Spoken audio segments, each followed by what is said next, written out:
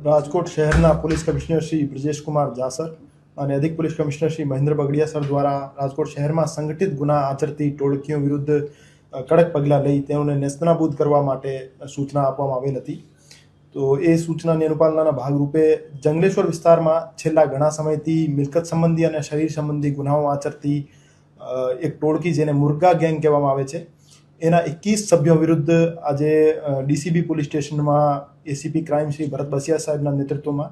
PI Shri Gondaliya સાહેબ, PI Shri Damor સાહેબ, PI Shri Chirag Jadav સાહેબ અને પીએસઆઈ શ્રી સીવી જાડેજા સાહેબ દ્વારા મહેનત કરી જીસીટીઓસી એક્ટ હેઠળ એક ગુનો દાખલ કરવામાં આવેલ છે.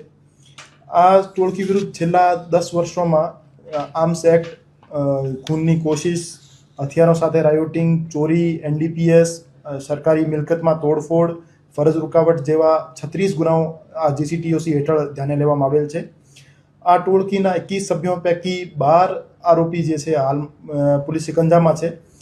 જેમાં શાહજહાં, અહેમદભાઈ, ઇરફાન, સત્તાર, હમીદ, સરફરાજ, મુઝકીર અને ફરહાન ઇત્યાદિ છે. અને 4 આરોપી એ ડિવિઝનના ગુનાના કામે જેલ હવાલે છે, જેમાં ગેંગનો જે લીડર છે સમીર ઉર્ફે મુર્ગુ અને તેના શાગીર છે.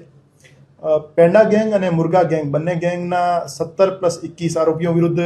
જીસીટીઓસી એક્ટ હેઠળ કાર્યવાહી કરવાથી દારૂ, જુગાર અને એનડીપીએસ જેવી પ્રવૃત્તિઓ પણ ઓછી થશે, એના પણ અંકુશ લાગશે. કેમ કે આ બંને ગેંગના સભ્યો વિરુદ્ધ 92 પ્રોહિબિશન એક્ટ હેઠળના ગુના, જુગારના 10 ગુના અને એનડીપીએસના ગુના દાખલ થયેલા છે. આ સિવાય રાજકોટ શહેરમાં જે સંગઠિત ગુના આચરનાર વ્યક્તિઓ છે અને જે વારંવાર ગુના કરતા વ્યક્તિઓ છે, એના વિરુદ્ધ જીસીટીઓસી એક્ટ હેઠળની કાર્યવાહી અત્યારે હાલ ચાલુ છે અને આવનાર સમયમાં બીજે પણ જીસીટીઓસી એક્ટ હેઠળની કાર્યવાહી દાખલ થશે. અને આ ગેંગના તમામ સભ્યોની જે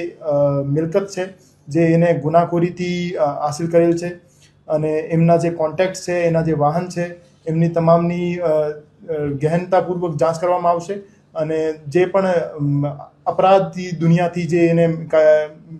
જે મિલકત બસાવેલી હશે એને કબજે કરી કાર્યવાહી કરવામાં આવશે. જે એ ડિવિઝન પોલીસ સ્ટેશનના ગુનામાં જે ફાયરિંગનો બનાવ બન્યો હતો, એમાં મુખ્ય આરોપી જે મુર્ગા ગેંગનો એક સમીર ઉર્ફે સંજલો છે, અત્યારે